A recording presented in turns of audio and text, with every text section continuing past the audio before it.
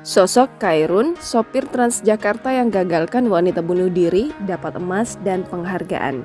Sosok Khairun, sopir Transjakarta yang berhasil menggagalkan upaya seorang wanita bunuh diri di Jembatan Besi 3, Jakarta Barat pada Selasa 25 Januari 2022. Aksi heroik Khairun itu terekam kamera CCTV Transjakarta yang dikemudikannya, juga ponsel warga hingga viral di media sosial. Saat kejadian, ia sedang menjalankan pekerjaannya dan melihat warga berkerumun di bawah jembatan Besi 3. Ia merasa janggal saat mengetahui ada wanita berusia 20 tahun duduk di besi jembatan. Saat menghampiri korban, Khairun sempat mundur beberapa langkah lantaran korban menangis dan hendak berbuat nekat. Tetapi berkat kebohongannya, Khairun berhasil menyelamatkan korban. Momen korban lengah tersebut kemudian dimanfaatkan Khairun.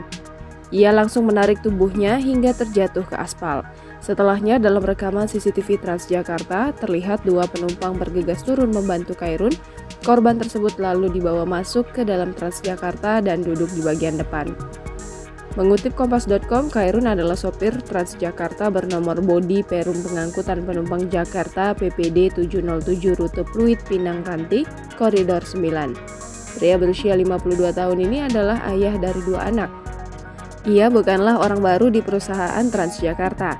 Khairun sudah 15 tahun menjadi sopir moda transportasi yang pertama kali beroperasi pada 2004 silam itu. Atas aksi heroiknya, ia mendapat apresiasi dari Perum PPD berupa penghargaan dan emas 5 gram.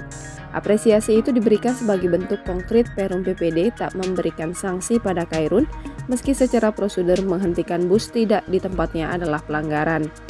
Direktur Utama Perum PPD Pande Putuyasa menilai aksi Khairun yang viral ini merupakan bentuk kemanusiaan dan kepedulian sesama sehingga tak bisa dianggap melanggar prosedur. Ia pun berharap aksi heroik Khairun bisa menginspirasi dan panutan rekan-rekannya dalam bertugas.